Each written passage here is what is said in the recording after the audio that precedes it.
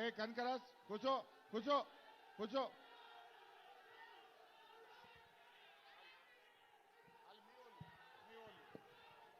దయచేసి నేను కోరుతా, దయచేసి కూర్చోండి. ఏ యాదగిరి ప్లీజ్ కూర్చోండి. ప్రోగ్రామ్ మనది, ప్రోగ్రామ్ అనేది. దయచేసి కూర్చోమంటున్నా, దయచేసి కూర్చోండి, కూర్చోండి. మేమున్నా, కూర్చోండి ప్లీజ్, కూర్చోండి అంటున్నా.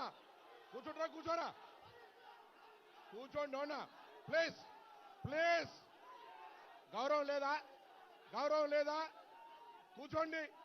ఏ కూర్చోండి, మీరు కూడా కూర్చో. వాళ్ళు కూర్చుంటారు. ఒక్క నిమిషం ఓపిక ఉండండి. కూర్చోండి, మీరు వాళ్ళు కూర్చుంటారు. అరే వాళ్ళు కూర్చుంటారు, నువ్వు కూర్చో. నువ్వు కూర్చున్నాక వాళ్ళు కూర్చుంటారు. కూర్చోమన్నా, నా బాధ్యత, నా బాధ్యత. కూర్చో. ఏ పోలీస్ వాళ్ళని అందరూ బయటికి పోయారు, నకరాలు చేస్తారంటే. కూర్చోరి, కూర్చోరి. దయచేసి ప్రభుత్వ కార్యక్రమం మీద అభిమానం ఉంటే, రైతుల పట్ల అభిమానం ఉంటే ఏ పార్టీ అయినా సరే మాట్లాడకుండా కూర్చోండి. ఇక్కడ పార్టీలకి స్థావు లేదు. రైతుల కార్యక్రమం, అందరూ కూర్చోవాలి. ఇంకా వెనక కూడా అందరూ కూర్చోవాలి. అందరూ మాట్లాడొద్దు, మాట్లాడొద్దు ప్లీజ్. కూర్చోండి అయ్యా. ఏ పోలీస్ బయటికి పంపించండి నుంచున్న వాళ్ళందరినీ. అమ్మా నుంచున్న వాళ్ళందరినీ బయటికి పంపించండి, లేకపోతే కుర్చీల్లో కూర్చోమనండి. కూర్చుంటేనే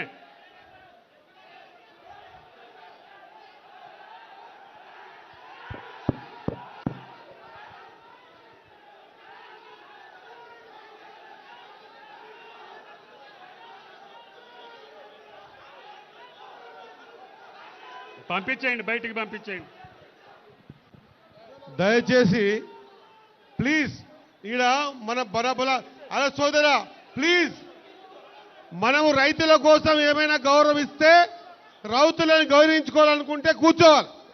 ఒక్కసారి గట్టిగా జై జవాన్, గట్టిగా జై జవాన్. ఒకవేళ మనకు మన తెలంగాణ రైతుల పట్ల ఏమైనా గౌరవం ఉంటే మనం ఈరోజు చేసుకునే ఈ కార్యక్రమాన్ని, అందరి శ్రమ ఉంది దీంట్లో, ప్రభుత్వం ఆలోచన ఉంది, రైతుల్ని కాపాడుకోవాలనుకుంటుంది. కాబట్టి మనమందరం కూడా రైతుకు, ఈ రైతే మన దేశానికి వెన్నెముక్క, మన తెలంగాణ రాష్ట్రానికి కూడా రైతు వెన్నెముక్క. రైతు పట్ల మనకి ఏమైనా కొంతనన్నా కొంత గౌరవం ఉంది. వాడు పండించిన పంట మనం తింటా ఉన్నామంటే ఆ మెతుకు మీద గౌరవం ఉంటే, రైతు మీద గౌరవం ఉంటే దయచేసి నిశ్శబ్దంగా ఉండాల్సిందిగా మీ అందరి కూడా చేతులు జోడించి నమస్కరిస్తూ కోరుకుంటున్నా. జై జవాన్. గట్టిగా రైతు కోసం జై జవాన్, జై జవాన్. థ్యాంక్ యూ సోదరులారా.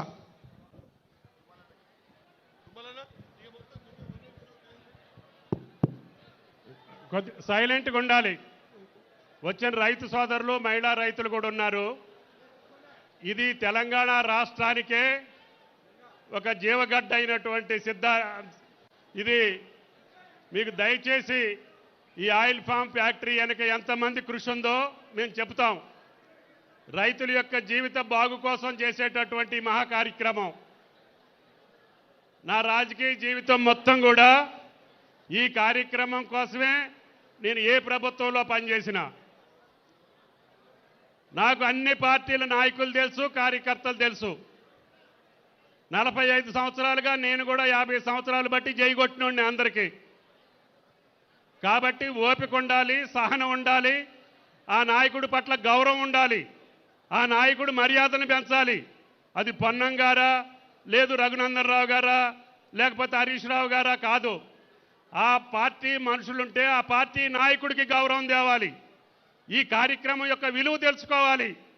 తెలంగాణ రైతాంగం యొక్క గుండె చప్పుడు ఆయిల్ ఫామ్ అని చెప్పి మీకు ఈ సందర్భంగా మనం చేస్తున్నా. నేను 40 సంవత్సరాలుగా దీనికోసం చేయని ప్రయత్నం లేదు.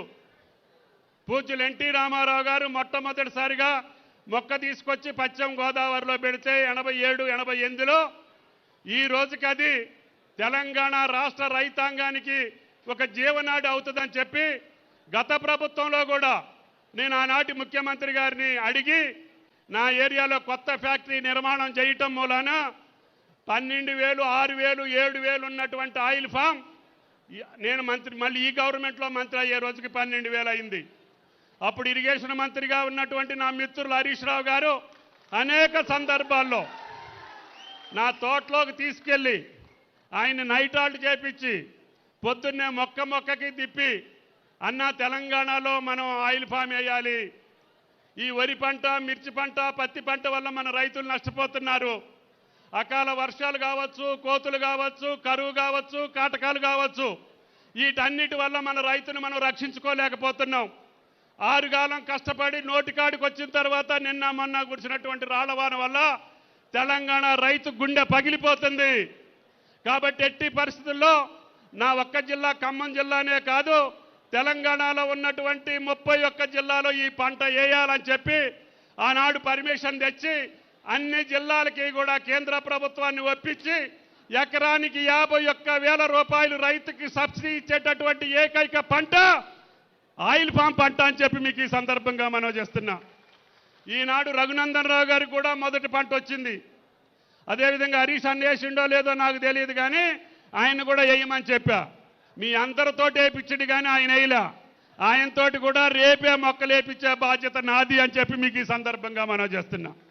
ఇక్కడున్న మా సుఖేందర్ రెడ్డి గారు ఇప్పుడు ఒక 50 వేసిండు, ఇంకొక 50 వేస్తానంటుండు. మా స్పీకర్ గారికి ఉందో లేదో నాకు తెలియదు, కానీ ఉంది, పొలం ఉంది. నేను వచ్చి మొన్న చెప్పిన మీ జిల్లాలో వేస్తానని చెప్పినావు, వేయాలి. మన చూసి రైతు నేర్చుకోవాలి. మనం సంపాదిస్తే మన సంపాదన చూసి ఆయన వస్తాడు తప్ప మన పదవులు శాశ్వతం కాదు అని చెప్పి కూడా మీకు ఈ సందర్భంగా మనం చేస్తున్నాం. అందుకని ఈనాడు ఇది ఏ పార్టీకో ఏ వ్యక్తులకో సంబంధించింది కాదు. జీవితకాలం మొక్కేస్తే 40 సంవత్సరాలు ఉంటుంది. అందుట్లో కోకో వేసుకోవచ్చు, వక్కేసుకోవచ్చు, జాజ్ వేసుకోవచ్చు. 3 సంవత్సరాలు కూడా మీకు 51,000 రూపాయలు సబ్సిడీ ఇచ్చి అంతర పంట వేసుకుంటే కూడా మీకు డబ్బులు ఇచ్చే ఏర్పాటు చేస్తున్నాం. మొక్కలు ఫ్రీగా ఇస్తున్నాం, డ్రిప్ ఇస్తున్నాం, మందులు ఇస్తున్నాం, అంతర పంట వేసుకుంటే కూడా ఇస్తున్నాం. అంతర పంట